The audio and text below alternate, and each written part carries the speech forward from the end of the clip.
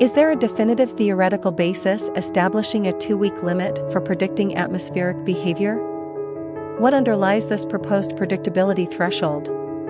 Predictability refers to the capacity to make forecasts.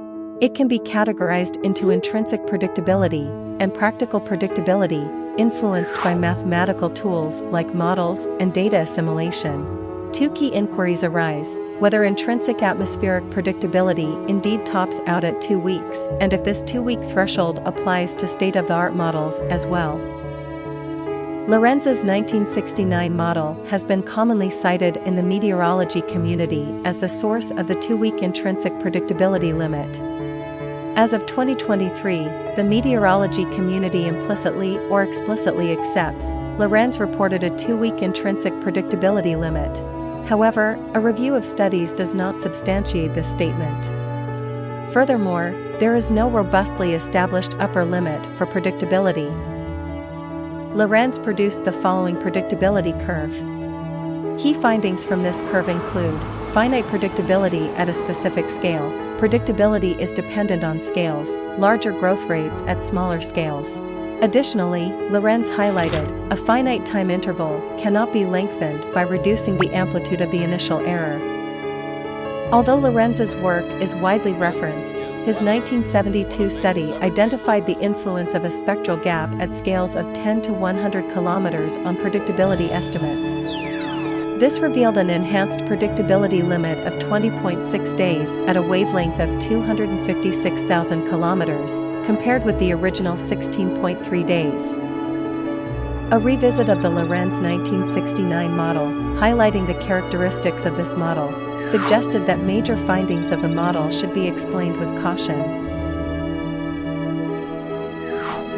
In 1996 and 2006, Lorenz released a technical report titled Predictability, a Problem Partly Solved.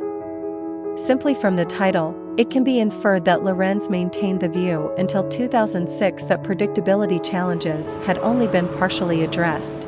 Additionally, responding to Reeves's question about predictability limits in 2007, Lorenz offered this response: "I was hoping to get a better idea what the limits were because this simple model said there were limits, but it didn't tell you whether they were a week or year or what." Indeed, Lorenz had previously expressed a similar sentiment in 1982, stating that the lack of complete periodicity in the atmosphere's behavior is sufficient evidence for instability, but it does not reveal the range at which the uncertainty in prediction must become large. Thus far, the aforementioned studies have not established a 2-week predictability limit. So, where does this 2-week threshold originate?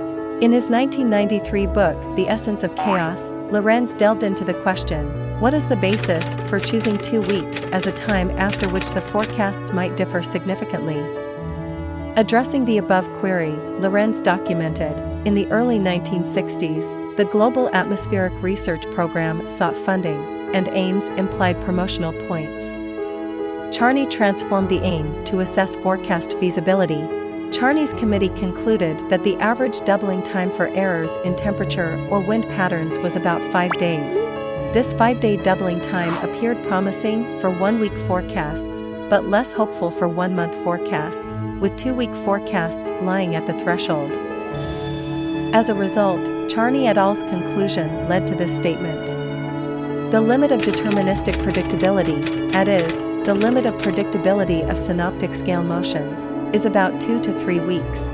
When questioned about the basis for this assertion, a report titled A Guide to GARP reiterated Charney et al.'s findings, as follows.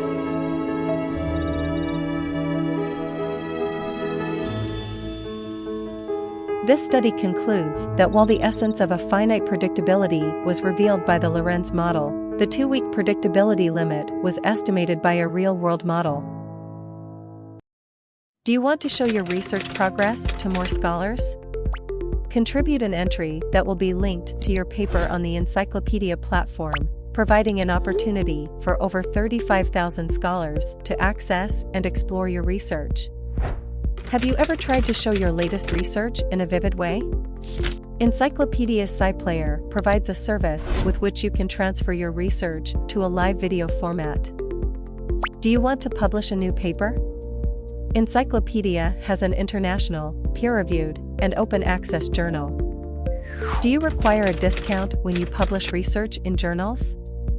Anyone who contributes to Encyclopedia can obtain vouchers for MDPI Journal's article processing charges. Encyclopedia aims to create an open-access knowledge-sharing platform for all scholars. To find more information, search for encyclopedia.pub.